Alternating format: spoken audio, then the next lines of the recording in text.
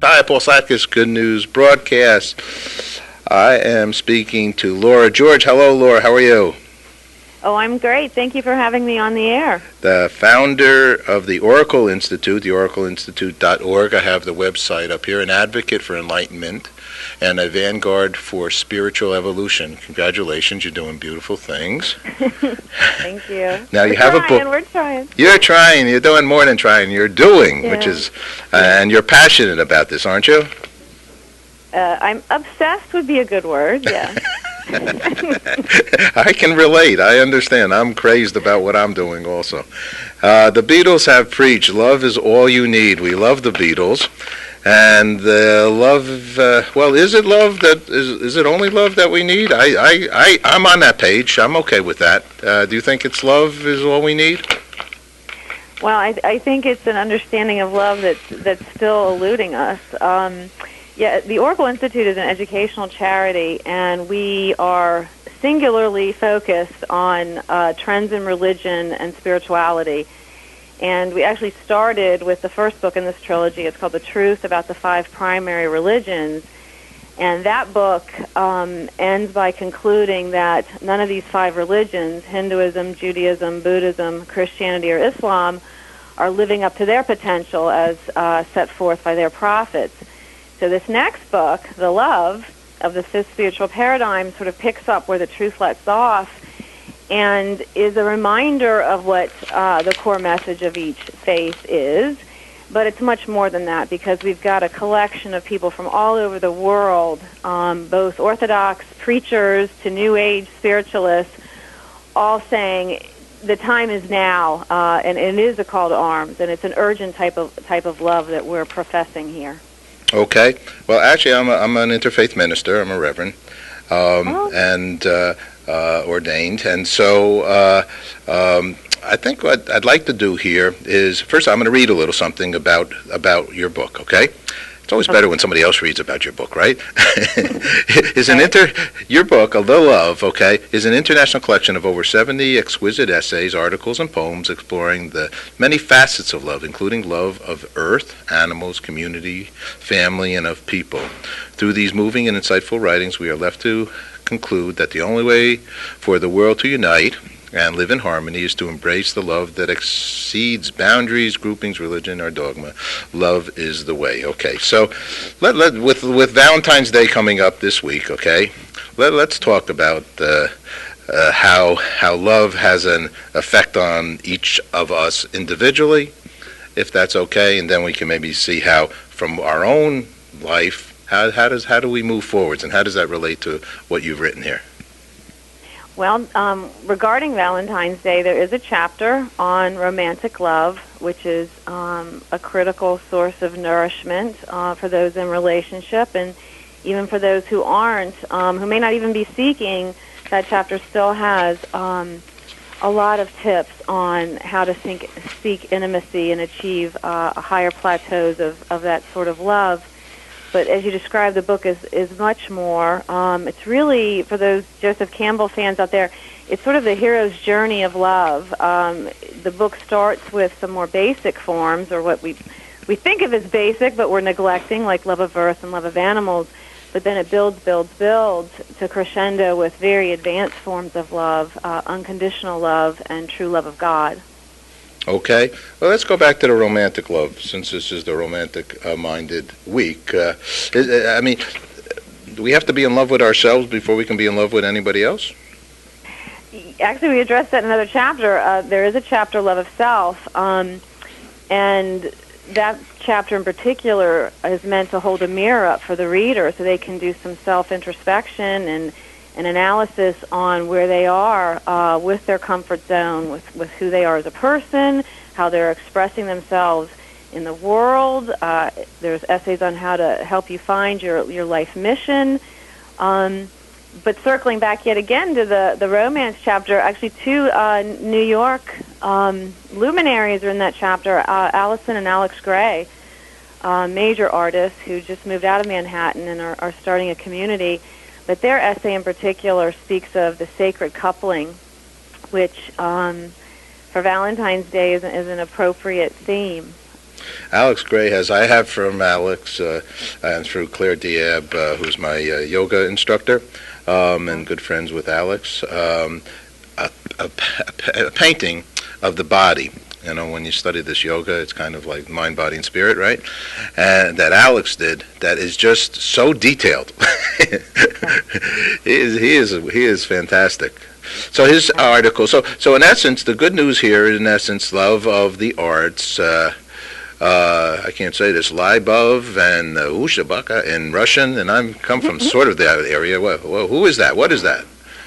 Well, what we did is at the beginning of each chapter, we cameoed a culture which typically we would associate with a form of love. So, for instance, we used the Hebrew phrase for Holy Land to open up the chapter on love of earth and then prompt the reader to question, what is Holy Land? Is it just this one patch of earth in Jerusalem, or is it the entire planet? So the one you were reading, that was Love of Arts. That was Russian, I think. And I think it's Tolstoy beginning that chapter off. It's just a beautiful quote on how art can bring us closer to our own divinity and to the divine. Okay, so I was going to say, oy vey, was this Hebrew and I missed it? So this was Russian, right? Libov, Tolstoy. We have his book here. We have a library, War and Peace, I think. He made a book, something like that. That's very large. Yes. And so how did you pick that? Pardon? Why did you pick that? I mean, people say Tolstoy, if you read Tolstoy and Dostoevsky, that you'll get a good feeling of what life's all about. What do you think?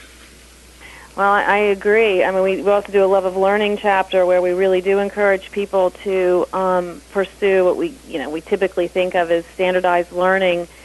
But what's interesting is we cameoed our country in the last chapter, which is Love of God. I think you have a pretty sophisticated audience. We used Ken Wilber's concept of integral spirituality to discuss the fact that we need to be acknowledging there are many levels of human consciousness on the planet, and the crowning essay in that chapter is by Archbishop Desmond Tutu. It's called God is a Dream, and he says quite plainly, God's dream is that we all become more God-like, that we have that ability, that we need to forget this nonsense of innate sinfulness and move ourselves along the spectrum of consciousness.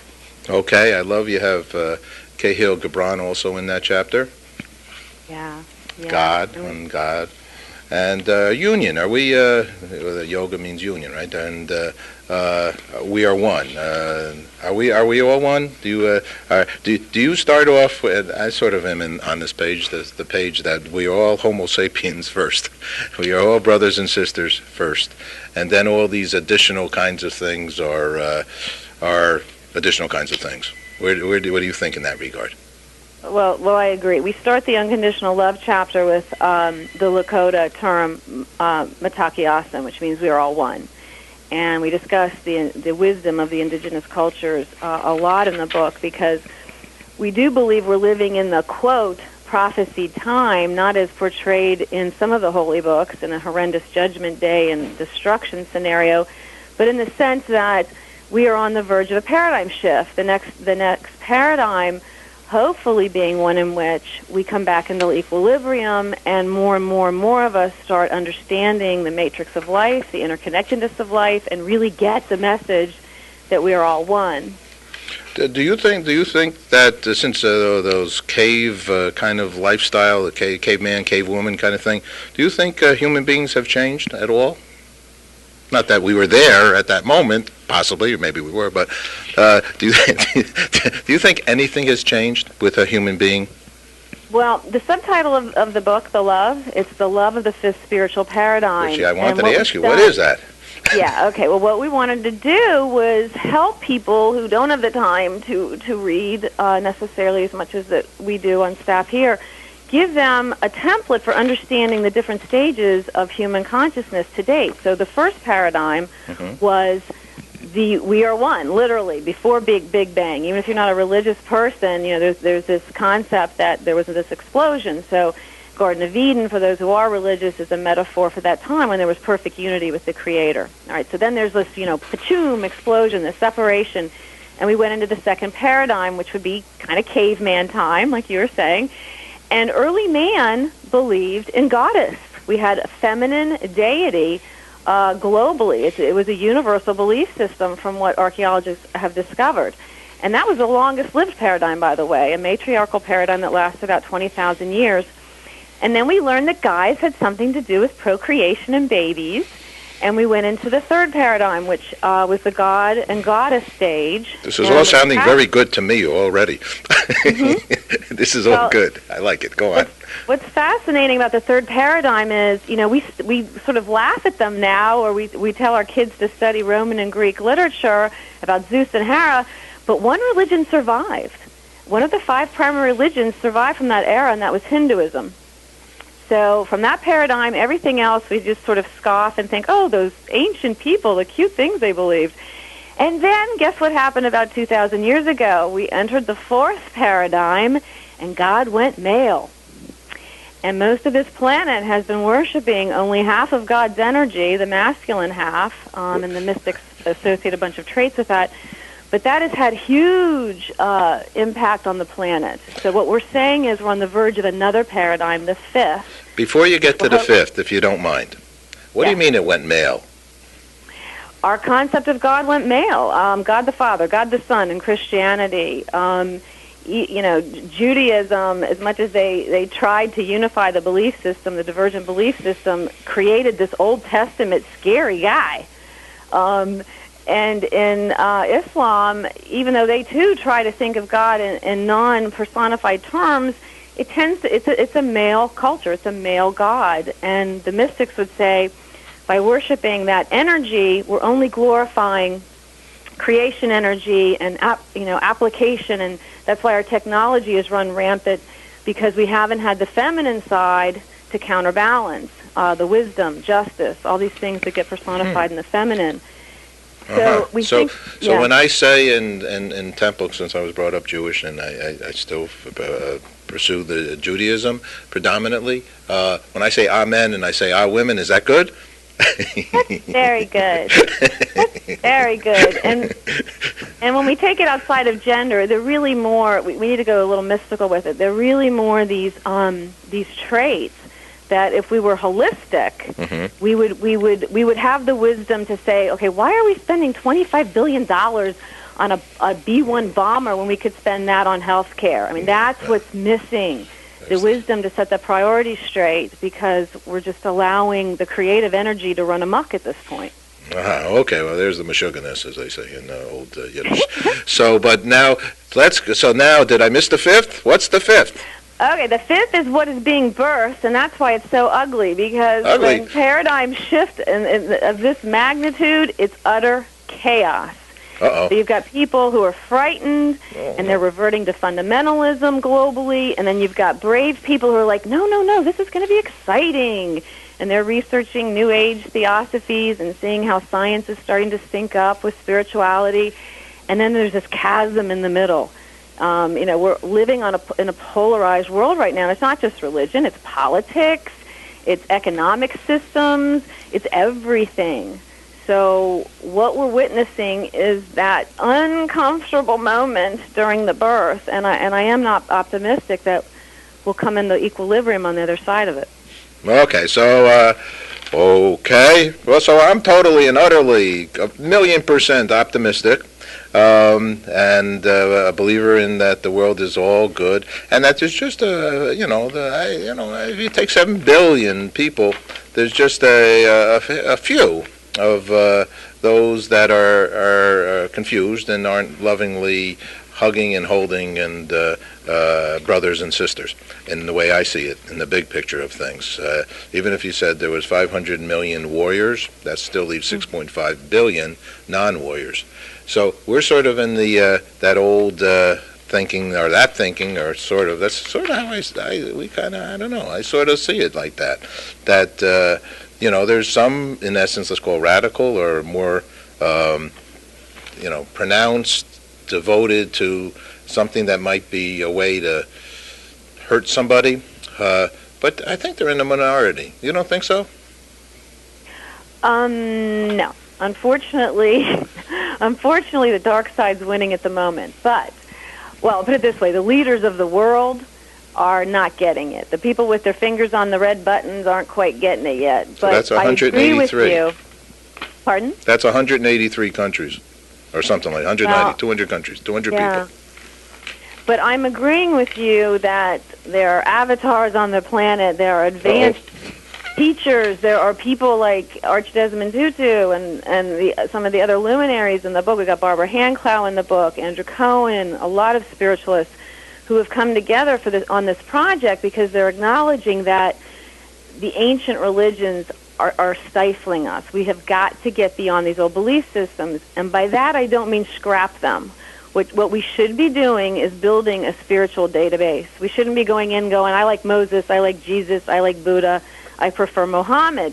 What we should be doing is now integrating everything, because I do believe in an omniscient God, a God that knew we would get to this point, and it's time. It's time to assimilate everything, and also, by the way, add to it the best of science and philosophy and history.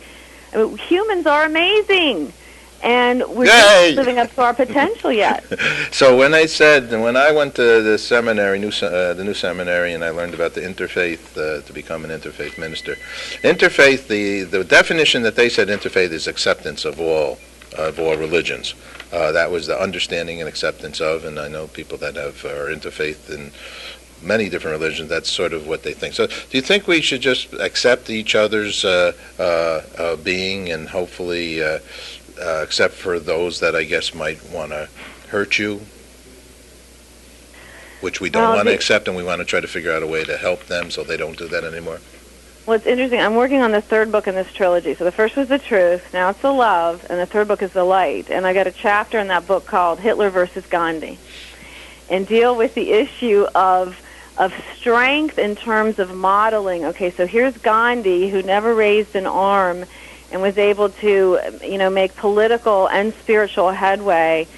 And then we have the dark side, which manifests itself in aggression and all sorts of atrocities, which has short-term gain. But, look where the world is. We point to that period of human history with horror.